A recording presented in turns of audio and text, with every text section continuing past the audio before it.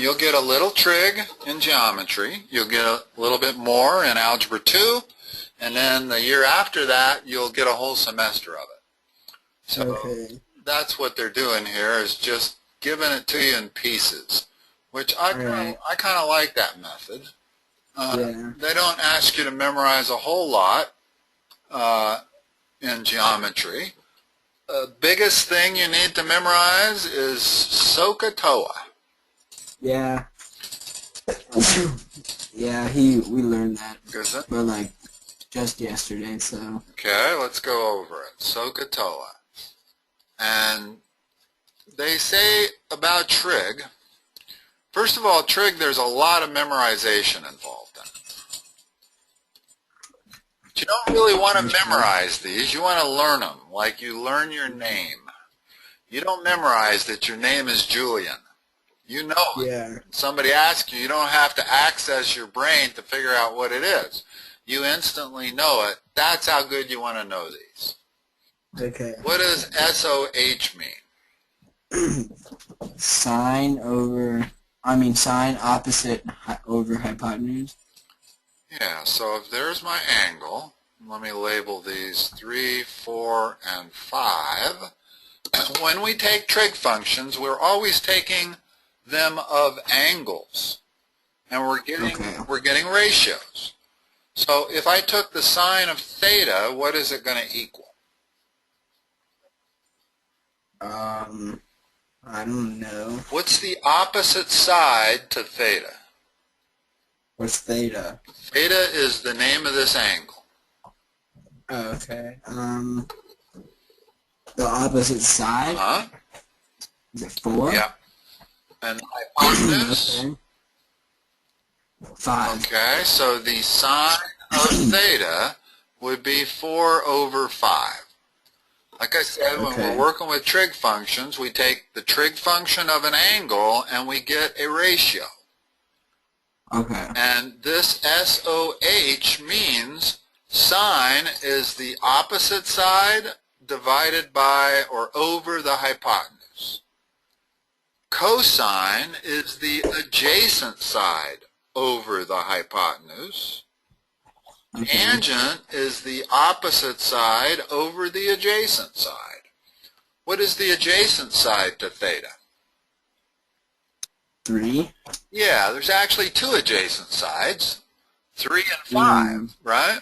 Yeah. But when they say SOHCAHTOA, when they say adjacent, they always mean the side that's not the hypotenuse.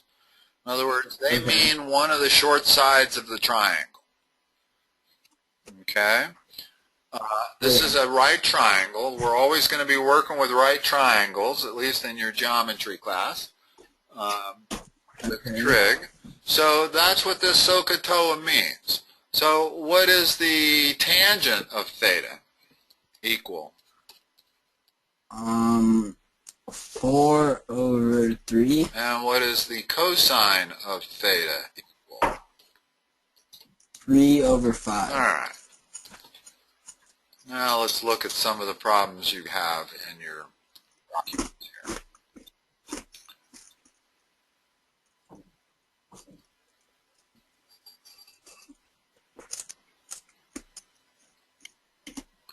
Determine which of the 2 acute angles has that given trig ratio.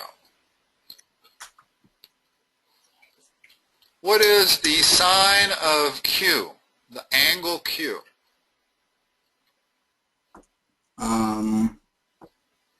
What do you mean, like? Well, let's go back to this problem. That angle is theta. We'll call this angle delta. Okay. What's the sine of delta? D.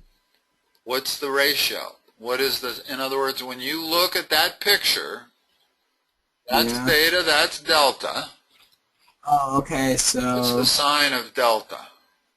Would the opposite be 3? Yes. The opposite is always where the 2 rays that make up the angle, in other words, the opposite of theta, those rays end there and there, so 4 has to be that length. The opposite to delta is the 3 side. So you can take trig ratios of any of these angles. Okay? Usually when you're discussing right triangles and you're just beginning trig, they're always going to be taking the trig of those 2 angles right there. Okay? So, the triangle that they've given us, what would the sign of angle Q be? 15 over 17. Good. What's the sign of angle R? 8 over 15. 8 over 17. Remember, it's always over the hypotenuse. The hypotenuse is always opposite the right angle. Yeah. Okay?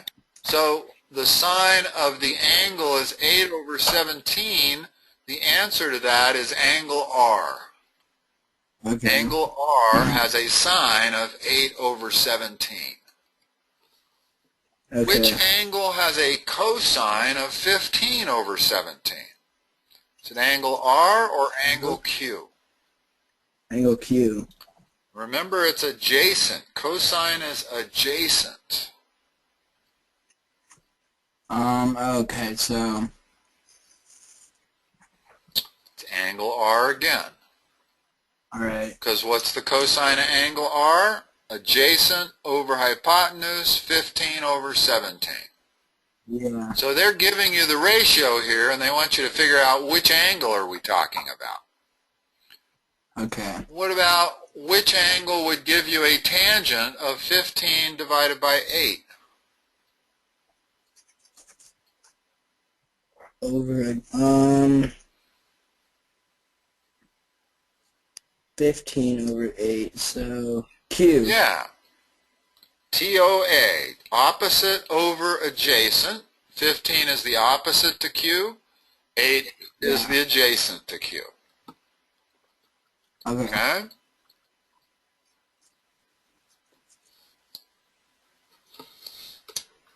I have a new toy that I found for free on the internet. Is that the calculator you use?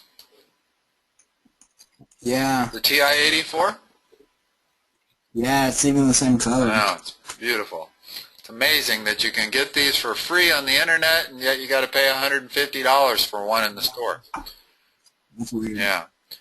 Okay, so this, find the missing angles. All right, let's talk about inverse trig functions. Okay.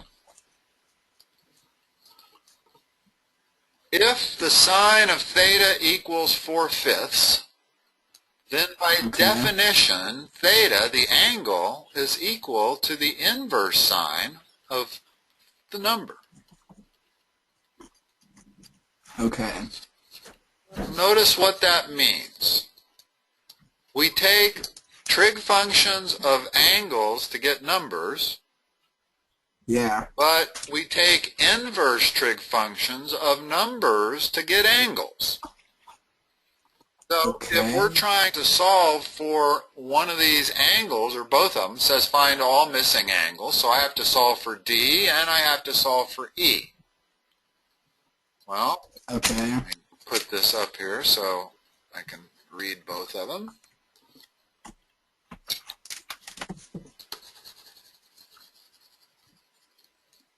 So what is the sine of D equal to? It equals to 19 over, what would you call that? Over X? That's the hypotenuse, right? Oh, yeah. 28. So that's why I used sine. Okay. So to get angle D, I got to do what? Got to take the inverse sine of that number. Okay. Let me show you on the calculator how you do that. Inverse sine is the blue, so I would click the second and then the sine. Okay. Notice that it tells me inverse sine. And now I'm going to put 19 divided by 28, and then I need that right paren, Alright. There's the angle. Now, hold on a moment. You have to remember what I happen to be in radians. Let's put this in degrees. You haven't talked about radians yet. Yeah, I think he told us to make sure our calculators are in degrees. Yeah, at this level, that's exactly what you want to do. Okay, so now let me go back and do this again. Let's see if I just hit enter. Yeah, it gave me it in degrees. So Okay. the angle D is 42, and they wanted this rounded to the nearest tenth. So what is it? Okay. 42. Round that to the nearest tenth. 42.7. There's your answer for angle D. Okay. Now, if I look at that picture, what is angle E?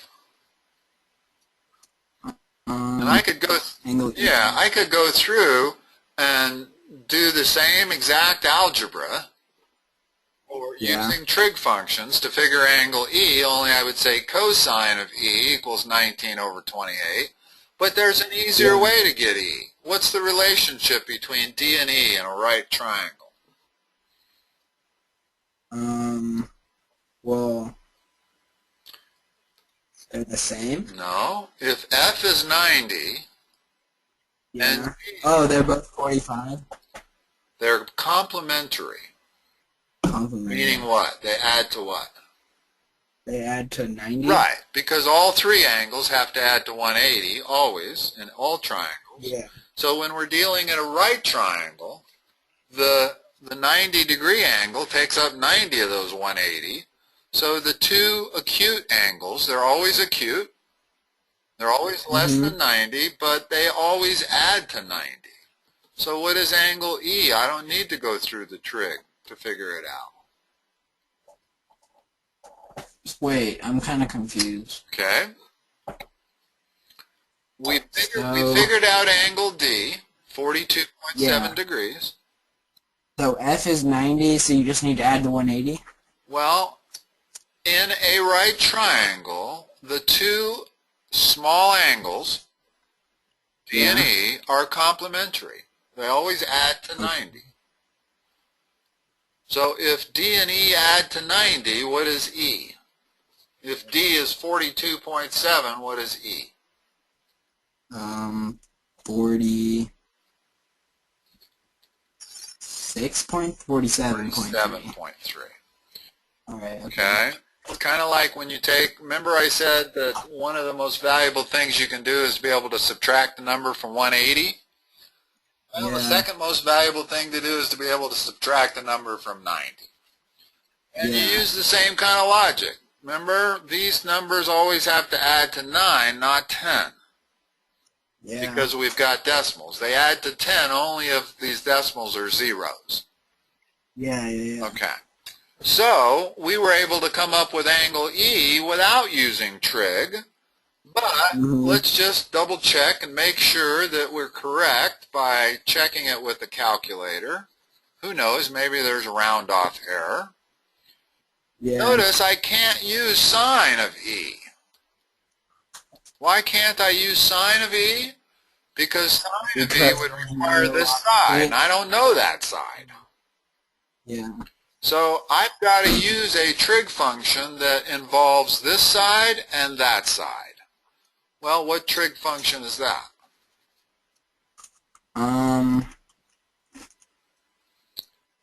Is it sine, cosine, or tangent? Cosine. Cosine, exactly. So the cosine of E is the adjacent over the hypotenuse. So now what is angle E? E is equal to the inverse cosine. Inverse cosine of 19 over 28. Okay. Let's do that on our calculator. We're going to do the inverse cosine, which is the second cosine. It puts the first parentheses there. If I was just taking the inverse cosine of 19, I wouldn't need the last parentheses, but since I'm taking the inverse cosine of a ratio, I need that second parentheses. Okay. There's my 47.3 degrees. Yeah. In other words, when I round it up, I get the same answer that I got by just finding the complementary angle. So clearly the complementary method is the better method to use, but since the section is about trig, it's probably worth doing both of them.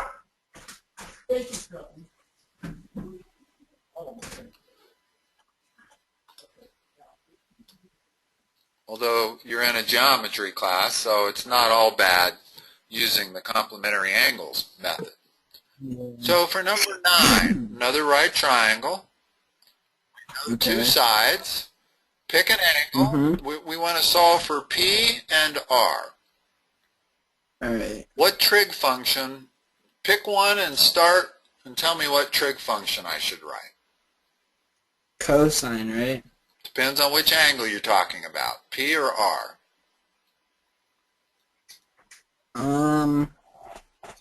R. Okay, so the cosine of R is equal to what? Is equal to, I forget what it's called already, the cosine. Adjacent. SOHCAHTOA. SOHCAHTOA. You know how I remember SOHCAHTOA? How? When I was a kid, my brother had an infected toenail. Okay. Guess what he had to do? Soak He had it. to soak it. SOHCAHTOA. I'm never ever going to forget that, because that image of him soaking that infected big toe was something I'll never forget. So I used that to memorize that. And that's a good way to memorize stuff. If you can associate stuff that you're trying to memorize with some ridiculous image or some gross image or some cartoon image or whatever, that's a great way to memorize stuff. So if you're trying to remember SOHCAHTOA, that's what I'm doing, is I'm soaking SOHCAHTOA. So it's adjacent over hypotenuse, which are which numbers? 7 over 23. What is angle R equal to? R equals the... There's two words for it. You can call it the inverse cosine, or you can call it arc sine. Both of them mean the same thing. Arc cosine, I'm sorry.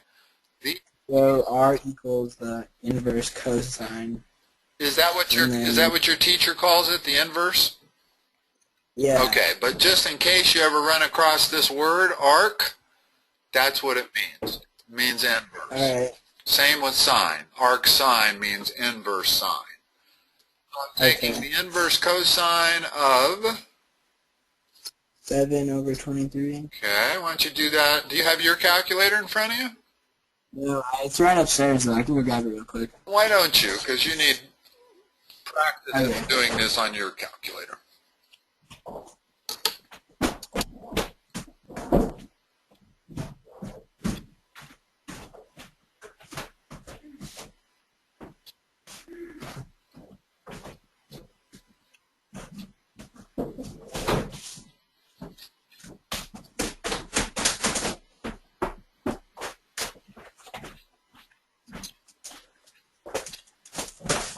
Alright, so second cosine, and then 7 divided by 23. And put that right paren in there. Alright, 1.261. Sounds like you're probably in radian mode. Press your mode key. Okay. Go down 3 lines. Is radians or degrees highlighted? Yeah, it's radian. Okay, go ahead and highlight degrees. Yeah, okay. And then... And just hit enter. Okay. What did it give you this time? 72.28. 73.3 degrees, right? Yeah. Let me just make sure mine gives me the same thing. Inverse cosine of 7 divided by 23, 72.3. Okay, so now let's figure out angle P using trig, as opposed to using the fact that angle P is complementary to angle R. So the easiest way to do it would be to just, what's complementary to 72.3? We'll give you some practice. 20, wait, no. Again, these two numbers need to add to 8, not 9. Yeah. Yeah. So 18.7. These need to add to 9. So I start that way. Okay, 17.7. Yeah, because the 0.3 and the 0.7 give you another 1, which gives you this 10, which gives this a number 1. Yeah. So subtracting a number from 90 is similar to doing it from 180, only you kind of have to use the same philosophy all across. But let's come up with that answer a different way. Let's come up with it using a trig function. Which trig function for angle P allows me to use these two numbers 7 and 23? Opposite sign. Good. So sine of P equals 7 over 23. P equals what? P equals the cosine E. No. We're starting with sine. Okay, so sine. Inverse sine. Inverse sine. I always forget that. Well, the way to think about it is we take sines of angles. We take inverse sines of numbers. Yeah. You're never taking the inverse trig function of an angle. You're always taking it of a number, and it gives you the angle. In other words, if the sine of P is equal to this, that's if and only if P is equal to the inverse sine of that number. By definition. Yeah. This is by definition. If this is true, then this is true. Okay. Now find the inverse sine of 7 divided by 23. Alright, so the inverse sine, 7 divided by 23, parentheses, 17.7, yeah. 17.7 what? 17.718. Okay, so rounding to the nearest tenth, it's 17.7. Yeah. And notice that's the same angle we got when we found the complementary angle. We just did it a different way. Yeah. Okay. Let's do number 10. Now, number 10, there's only one angle we need to find. Okay. Hold on a moment. Let me get this moved over. What is that angle? A. Yeah. Isn't that easy then? It is. There's no trig involved at all.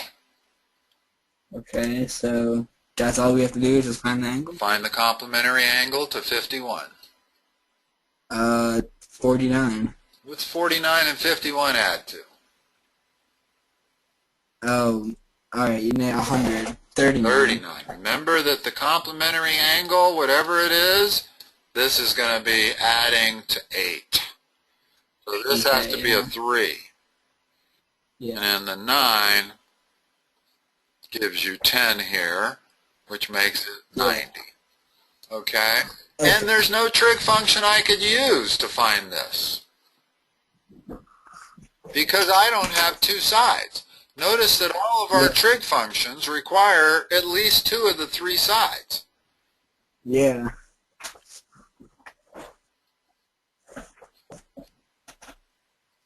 So that's a little bit of a strange one to have in there even.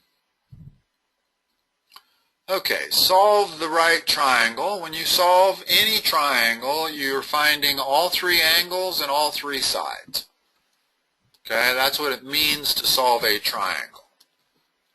Okay. Okay, well, we only have one angle at this moment. What's the next thing we can figure out? We can figure out angle T. Yeah, what's that 7 in there for? Is that just a typo? Yeah, I guess so. Yeah, Yeah, that's I think it is just a typo. I don't think it's this dimension. Yeah, I don't think so. It would be like right So what's angle T? Angle T. Yeah, this is 24.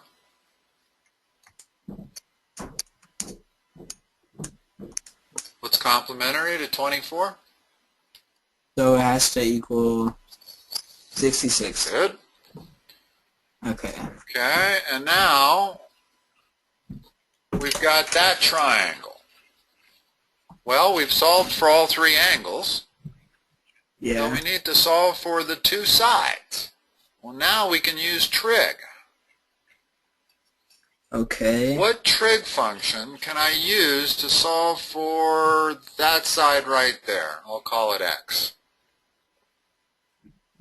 You can use opposite over hypotenuse sine. Well, the thing is, we don't know what the hypotenuse is. Oh, yeah.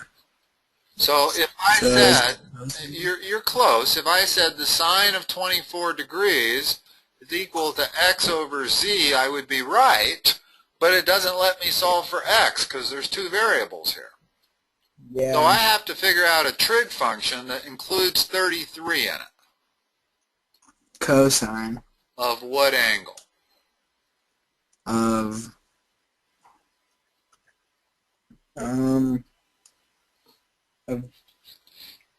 It's okay, we can use cosine, but let's use cosine of 24. I can't use cosine of 66, that gives me x over z again. yeah. I can use sine of 66. Let's start there. Let's do sine of 66 equals what? In other words, we don't have to solve for x first. We can solve for z. That's fine. We have to solve for both. The invert of... Now, hold on. What is the sine of 66 equal to based on SOHCAHTOA? 66 over... No.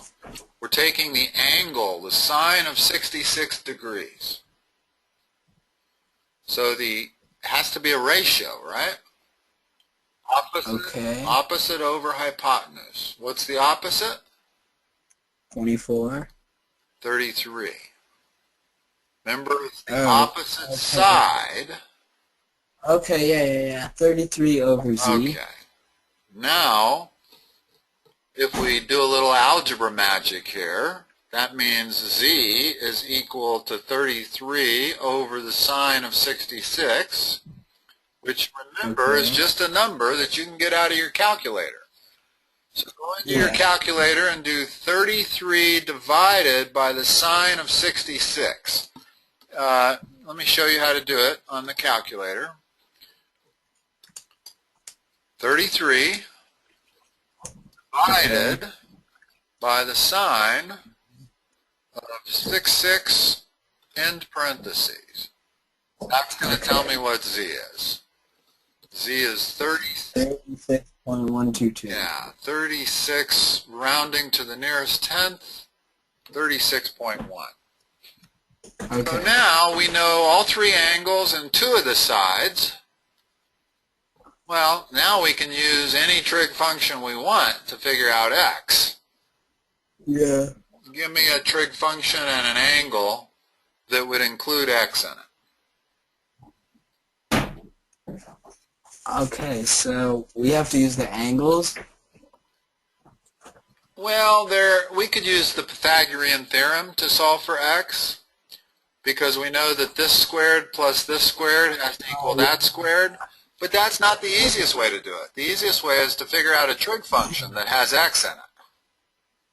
Okay. How about the sine of 24 degrees? Yeah. What's that equal to? The sine of 24 is equal to... First of all, what's the SOHCAHTOA equal? In other words, what sides is it going to be? Side RT x. So is it x over 36.1? That's it. Okay. Which means x is equal to the sine of 24 degrees multiplied by 36.1. Do that on your calculator. Alright, so the sine of 24. And then you can use the multiplication key and then just 36.1.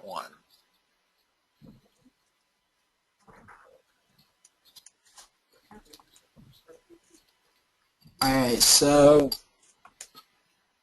do I press sine first or 24 first? Okay.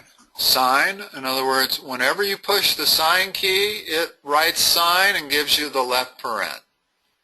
So now I'm going to put 24, but I need the right paren.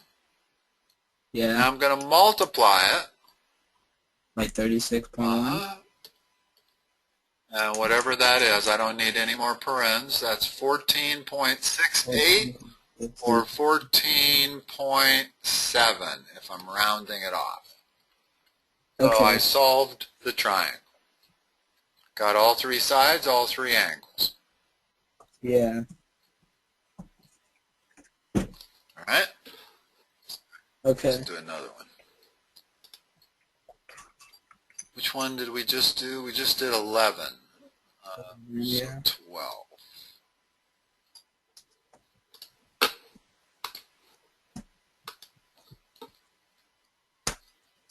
Okay, I'm going to draw it just so it'll be easier to deal with. So this is 3 root 7. Hypotenuse is 12. That's all we know. Okay. Okay. So, well, we know it's a right triangle, so we know that's 90. So let's call this angle A and this angle B. Okay. How can we get angle A?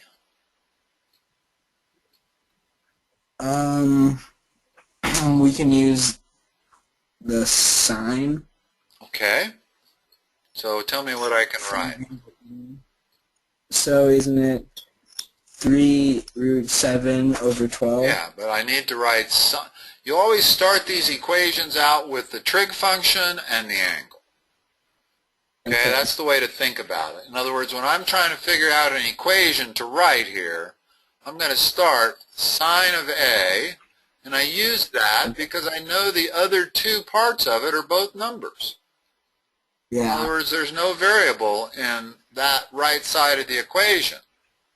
So that's a number. So A is equal to what? The expression, not the decimal. The expression. Equal to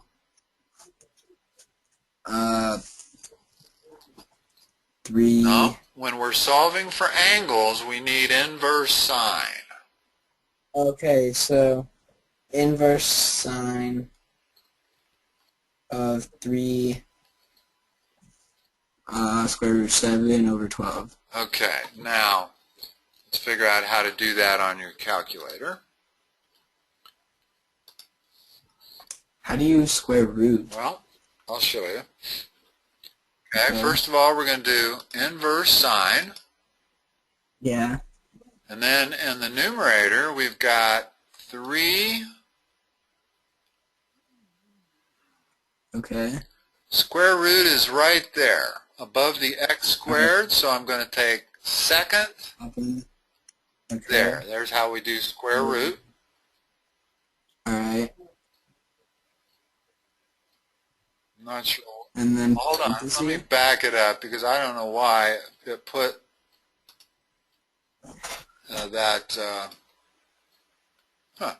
Interesting. Yeah, all right. That's weird. It is. It doesn't do that. It doesn't do that for you. No. Ah, must be the online version. Okay, well, you can do it on yours. Okay. And make sure it says square root of 7, but then we got to divide that by 12. I'm going to probably need an extra there. That should work for me. Divide by 12, and then I need another parentheses. In other words, whenever you have nested parentheses, you have to make sure I've got 2 parentheses facing to the right. I got to end up with 2 facing to the left. Okay, let's see what that gives me and see if it's the same thing. Yeah, I got a reasonable angle there. I'm sure you're going to get that angle also. Yeah, that's what I got. 41.4. So let's erase that and put 41.4 degrees. Let's figure out angle B the easy way. Okay.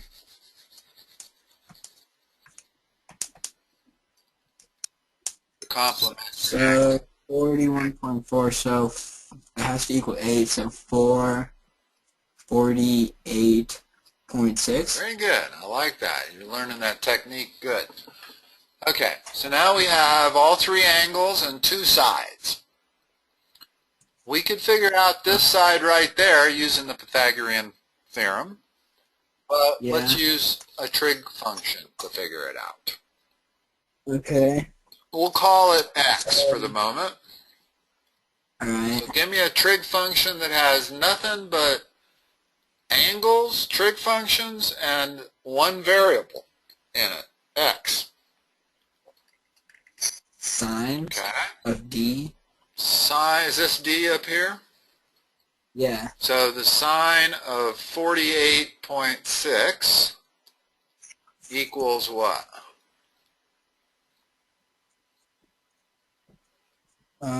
Equals.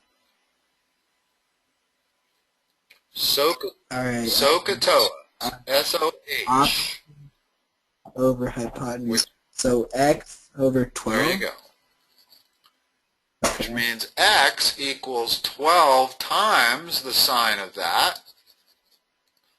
But that's a number. That's not going to be an angle. Remember, when we take the sine of an angle, we get a number. So this is going to be a number, which we're going to multiply by 12. So what do you get? So let me get the sine of 48.6. Okay. And you can do it all in one step. You don't have to do it in 2 steps. In other words, you can do sine of 48.6 asterisk 12.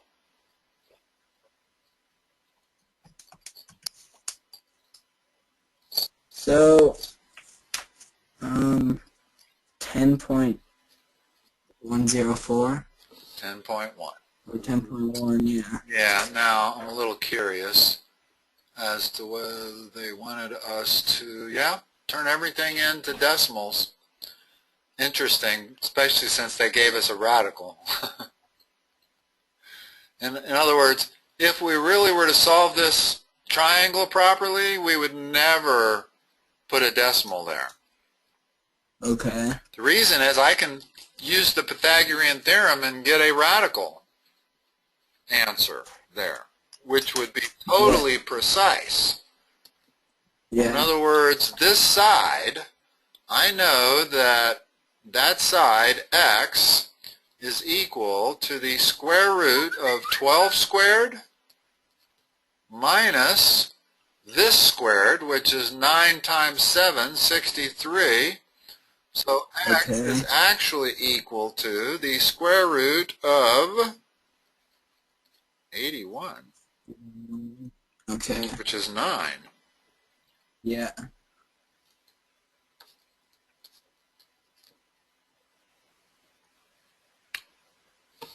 Let me do that on my calculator and make sure I get the same answer as you got. Maybe I did something wrong. You might have. Let's see. I'm going to do 12 times. I think I know what I tried to do. The sine of 48.6 equals, yeah, I get 9. All of, I did 48.6 and then I pressed sign. And you then always times got to up. put the trig function first. In other words, you Okay. press the sign, it puts that first parentheses. Yeah. It's waiting for the angle. You don't ever push the angle first. And then Alright. now, how come I got 0.00133 when I did it precisely, I got exactly 9? I know that 9 is the answer. How come I got all these extra decimals? Because of the square root? No, it's because when we got this, that was rounded off. Oh, yeah. Remember, we rounded that off to the nearest tenth. Yeah. Well, that round off error causes us to not get precisely 9 for an answer here.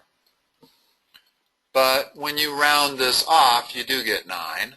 So we do end up with 9. I just wanted to point out to you what happens with round off error. Okay? All right.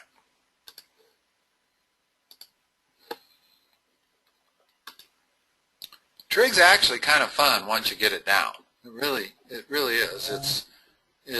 When you get the basics down,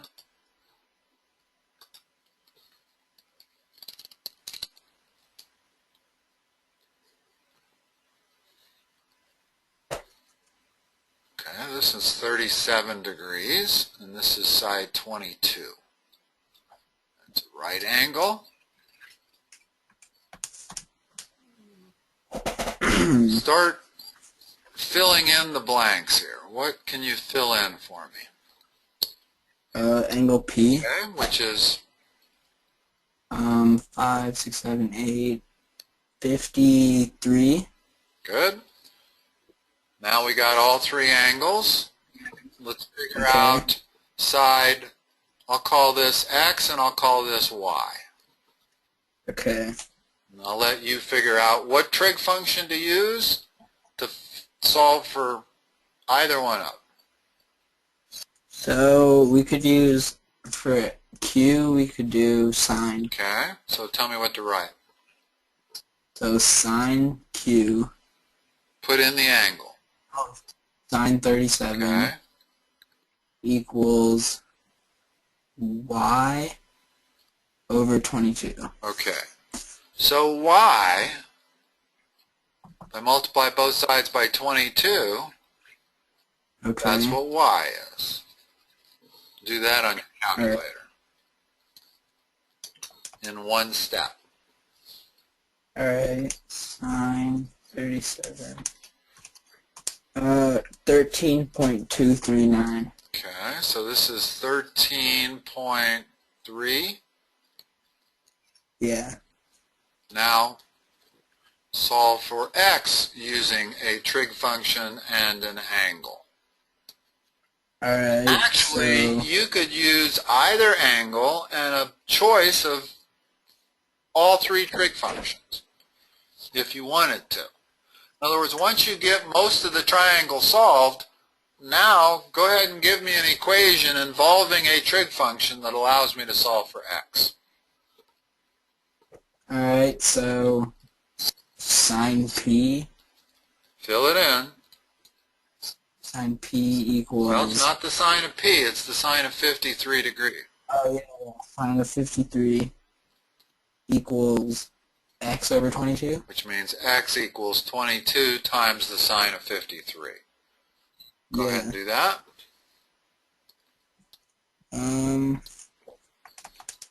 So 22 sine 53, 17.569, 17.6, yeah. Okay. Does that answer make sense? And how can we tell? What are we looking for it to make sense? That it's lower than the hypotenuse. Okay, that's one thing. And it is. Yeah. It's also got to be bigger than the short Then the side. shortest. Why? Yeah. Why does it have to be bigger than 13.3? Because Because it's opposite a bigger angle. okay, The yeah. order of the size of the sides always follows the order of the angles. In other words, the biggest side of any triangle always is opposite the biggest angle. The smallest side of any triangle is always opposite the smallest angle. Yeah. Well, 37 is a smaller angle than 53, so 13.3 needs to be smaller than 17.6, and it is. So just by ballparking the fact, knowing that we're smaller than 22 and greater than this, that means that we did everything right. And by right, I mean if you accidentally had your calculator in radians instead of degrees, you're going to come up with a really strange answer. You're going to come up with maybe 4. 4 would not be correct. In other words, if we came up with 4 and I wrote 4 in there and now I try to ballpark it, I can tell that's not right. Yeah. Because it's opposite a bigger angle than the 13.3 is.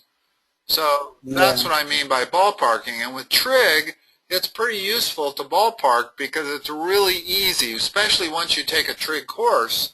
You'll be constantly switching your mode from radians to degrees, back to radians, back to degrees. So it's real easy to be in the wrong mode and not know it. Okay. And ballparking your answer will tell you that something was wrong.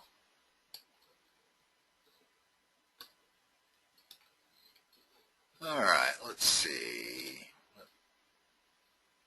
14.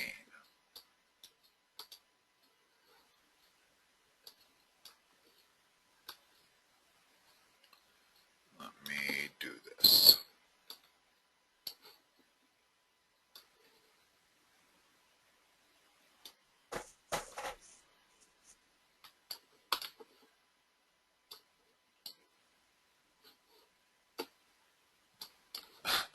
It's so difficult sometimes to get these things there.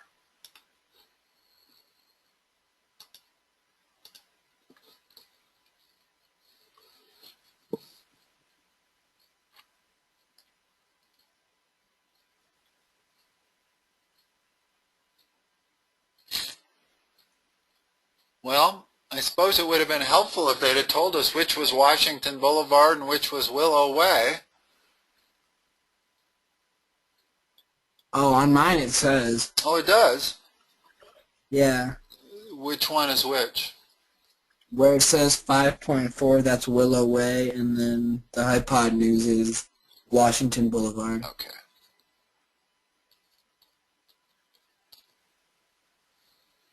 So it's this angle right there that they want you to solve for, right? Now, when you write unknown angles, you generally use the Greek letters. Theta, theta, delta, alpha, beta. There's a whole series of Greek letters. But usually when you run into a Greek letter, it means it's an angle. So I use theta. It doesn't have to be. I could use x. You can also use letters. But typically theta is used when you have an unknown angle. So what trig function relates that angle and these two numbers?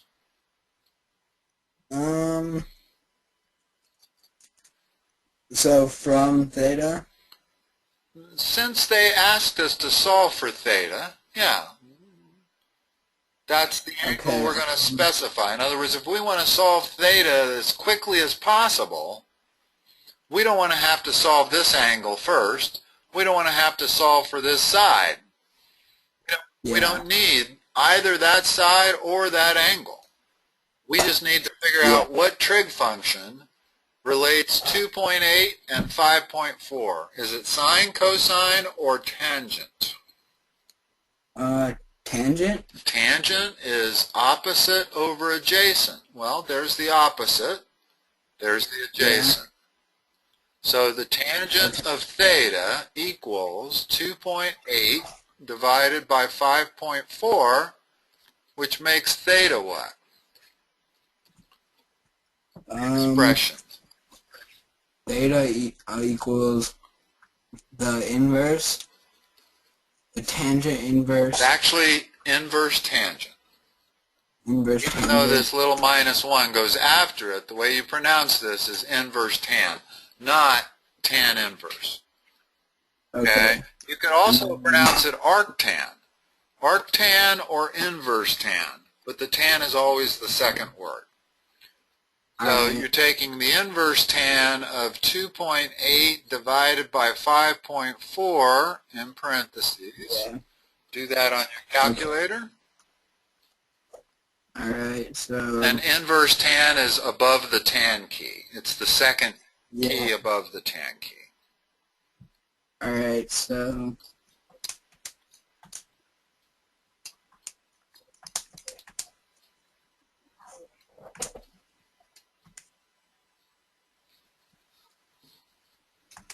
Oh, I think I messed up.